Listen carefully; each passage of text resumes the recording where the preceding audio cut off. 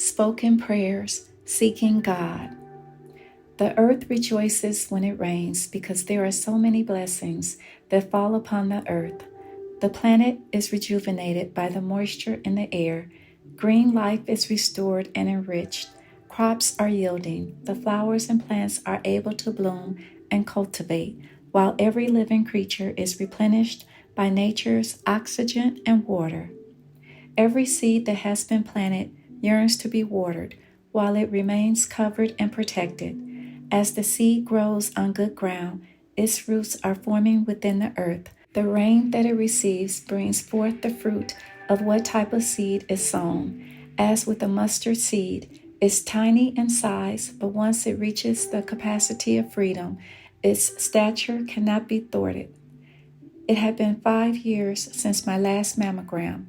I remembered the experience as if it were yesterday. While I was taking a shower, I noticed some bleeding. Suddenly, I turned the water off to examine where the bleeding was coming from. It was my breast. I took a deep breath and exhaled deeply while my heart started throbbing. I started to panic as the thought of cancer creeped into my mind. My maternal grandmother died of breast cancer. When I was in my early 20s, I was diagnosed with fibrocystic breast disease. I had always feared it and didn't understand it. However, the incident had awakened a fear that was buried down inside of me for years. The thought of cancer and every thought from there became overwhelming to me. I shared the experience and fears with a friend, and she urged me to see the doctor.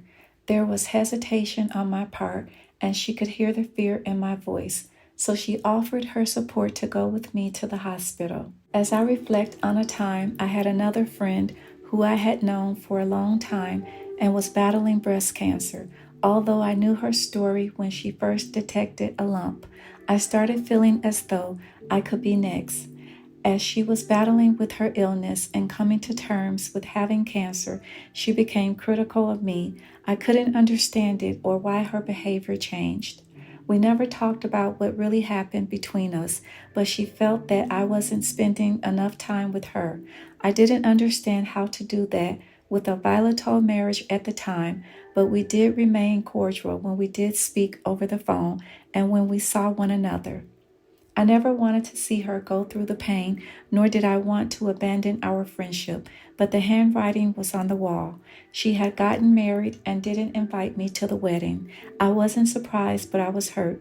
She would talk about her new friend that she had replaced me with, the new career and home. She shared some of her struggles that she went through during her 18-hour surgeries. I would listen to her talk because I knew that I couldn't be there for her in the way that she wanted me to be. There was no need for me to say anything because I was already fighting with a different battle that took me down a different path. I now understand that if I had a closer walk with Jesus, I could have imparted my prayers and encouraging words into her spirit, or maybe exhibited my value as a friend. It could have changed the course of action and how things turned out between us before she lost the battle to breast cancer. On my second visit to the hospital, after discovering bleeding from my breast, I was returning this time to find out my test results from the mammogram. While I was sitting and waiting for my name to be called, all of a sudden I needed to use the washroom, and as I walked toward the washroom, my sight became distorted, very blurry, so I leaned against the wall close to me to help guide my footsteps. I couldn't see the faces of the people that were talking and walking opposite of me, nor could I make out the words that were called out over the intercom. When I made it to the door of the washroom, my ears had become plugged, and everything seemed dark and faint. I started reciting aloud the 23rd Psalms. The Lord is my shepherd, I shall not want. I didn't have enough strength to push the door open or pull on it, but I could faintly see that there was someone walking towards me. I had my hands and arms out in front of me while trying my best to feel my way into a stall. As soon as I sat down, I was pulled off of the toilet seat by a woman. She put some cold water paper towels on my face, and with the help of a man, I was wheelchaired to a room in the back so that I could be seen by the doctor. There were no new changes in my x-rays. Therefore, I was released from the hospital. The doctors couldn't explain why I had the bleeding from my breast or the other bizarre incident that I had in the washroom at the hospital. At first, I thought that it may have been the stress and anxiety that I was harboring, and it was starting to manifest in my body. I started to understand that things don't just happen for any apparent reason. Later, I learned that my friend who had cancer passed away on the same day I was at the hospital. I felt as though something left my spirit that day. I made amends in my heart before she passed away, but I failed at doing it in person by expressing my feelings through a card. However, she never received it because her family had moved. Through my friend's passing, I realized that I couldn't undo how I did things after. Our friendship changed when she fell sick. I wanted to be there more than I tried, but my life was in a mess. She was the friend who reached out to me when I attempted suicide, and by her urgency, I listened to her and got to the hospital in time to be saved. I couldn't see how I would have been very strong for her, nor handle seeing her suffer and not being able to reach or bring comfort to her life. I believe that she was sent into my life to help me find my way when I no longer knew which way to go. I went through my time of grief and needed to forgive myself for disappointing her by not always coming to visit and by not showing great concern in the details of her day-to-day struggles with her disease.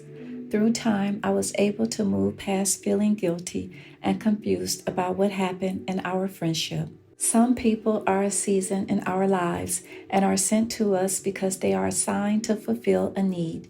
When their purpose, assignment, and season is over, they must continue on their journey. Therefore, I accepted God's will and love and the fact that He was healing me from the hurt feelings that I was harboring over the loss of my friend. Since reflecting upon the experiences that I had gone through with my friend dying of breast cancer, I knew that it was time to face my biggest fear again, going back to the doctor for my annual mammogram. I wanted to move forward, but the fear of not having my annual mammogram test 5 years after I encountered bleeding from my breast seemed insurmountable. Somehow I found the courage, along with prayers, to become proactive in knowing how my health was doing. I went to the hospital to get my mammogram on May 4th, 2002. I received a call from the hospital to come back to get retested. I wanted to trust God and believe that I was going to be all right, but there was a part of me that kept saying I had the chance to know what my health condition was concerning my breast. However, I ran from the truth. Whenever I would think of any negative thoughts about my health, I would combat it by thinking of how good God was to me. I would turn to my aunt for prayer, and every time that she would pray for me aloud, I would cry out to God to have pity on my soul. During the 2 weeks, I prayed continuously to God about having a good praise report from the doctors. The night before I went back to the doctor's office to get my test results, I asked God to show me a sign in my sleep that He was looking down upon me. I remember waking up in my bed looking toward the ceiling, where I could see a cloud of water and hear the words, "Denise, the kind of thoughts you think and believe is the type of energy you will bring into your life." I knew that this was the confirmation that I needed to continue walking by faith. I returned to the hospital on May 14th, 2002. The doctor reviewed the x-rays on the screen and gave me the news that the growth they had seen a few weeks ago had moved. She could no longer see it on the x-ray image. My heart was beating calmly because I was finally able to let go of the fear that I had been carrying for such a long time. I thanked the doctor after receiving my final paperwork. Then I walked out of the doctor's office and I humbly thanked God for His miraculous move and mercy in my life. When I got into my car, I bowed my head and went into a deep thought of gratitude. God does answer prayer. My heart was full of awe because I couldn't stop thinking about the signs and wonders that God was revealing to me. As I realized that all things are possible with God, the feeling of being loved and thought about by God was blowing my mind. He was teaching me to follow Him, to seek His righteousness, and to give all of my worries and troubles to Him. The light was shining down on me, illuminating the way that I should go. The tears were coming from my soul because I was grateful. When a doctor tells us that they need to do additional tests, it doesn't matter what their report says, even if they rule it out and there is a condition. The Bible tells us in Matthew chapter 19, verse 26, "But Jesus looked at them and said to them, 'With men this is impossible, but with God all things are possible.'" The Lord wants us to follow Him with all our heart. He doesn't want us to run away from Him, but towards Him. The enemy works on our minds day and night by trying to persuade us to think that we have everything under control. His job is to isolate us from each other and to keep our minds busy with nonsense and filled with distorted viewpoints, negative thoughts, fear, and lies. He takes camp inside of hurting people by using our past to keep us captive to his devices. The mind is the battlefield where Satan takes control over a person's life. We must be on guard at all times to know how to fight back with the Word of God by reading, studying, and praying the Word over our thoughts, minds, bodies, and lives. It's a constant mission to become conscious and spiritually mature and knowing when He is at work in our lives. I was guilty because I allowed my fear of going to the doctor to get in the way of seeking God for the answers and allowing Him to be the strength that I needed. He is in complete control over what happens to us. Although I didn't understand this revelation until some years later, because I was not able to see nor understand that my problems were designed for me to run to Jesus.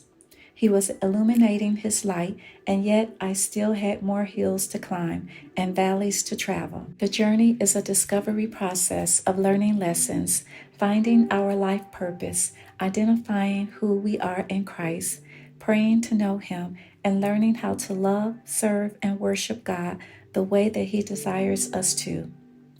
Thank you for listening.